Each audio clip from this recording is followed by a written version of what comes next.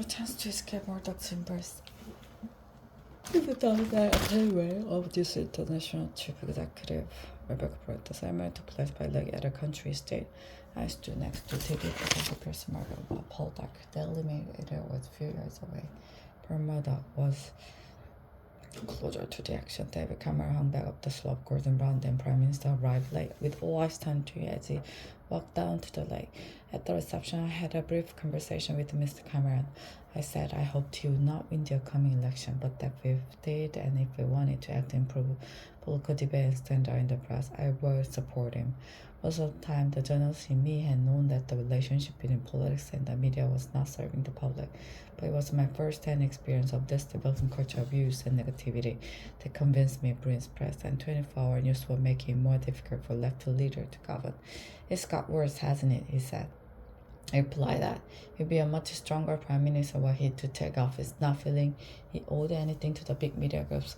At that point, Mr. Murdoch joined us, and we changed the subject. Perhaps we should not have done so, but that we did, however, illustrated something of the dishonesty at the heart of our essentially political and commercial relationship.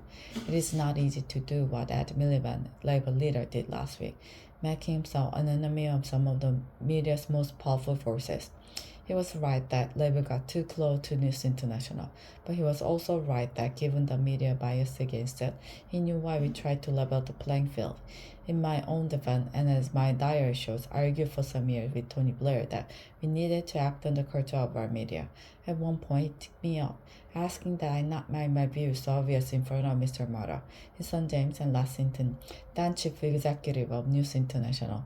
Ultimately, Mr. Blair thought the press had become a problem, but that given all our other priority, people would not understand our taking them on. He also thought it would look like revenge for the fact they had turned against it. And there were political considerations too. Trying to govern and win election is hard enough without the press being against you. I accept that.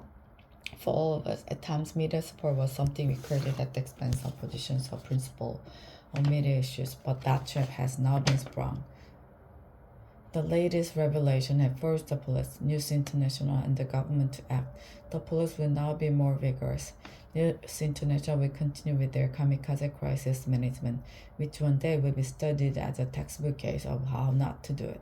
But the most important development are the Prime Minister doing inquiries into press practices and a new system of regulation. These mean we now have once in a generation opportunity for new settlement between politics, the media, and the public. Nobody can argue that we have the press we deserve.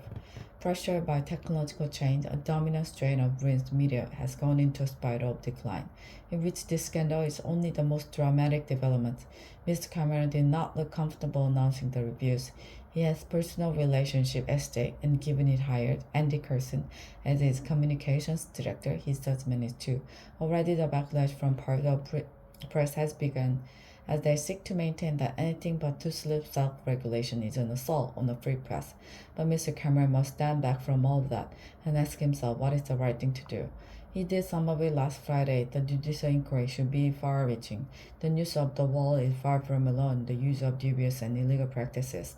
As widely ignored reports from the Information Commission have shown, part of British media reminds me of the trade union before Mrs. Thatcher. They feel untouchable. As I say above, Labour could and should have done more to deal with the fair beast. But just as the MP's expenses scandal emerged from the failure of Mrs. Thatcher's government to tackle MP salaries, so the system by which she showered honours on editors and owners, a practice to which we put an end with a rule that no serving editor could be honoured, means she too has something to answer for. Whatever the past, it is Mr. Cameron who must lead the country to a better place. Mr. Miliband has shown himself capable of playing a good and principled part, and so should the public. Ultimately, political debate will only improve if the public wanted to. If they channel the anger at recent events into an assessment of what kind of paper they read, whether they really want to live in a diet of celebrity, trivia, negativity, and abuse, to coin a phrase, we are all in this together.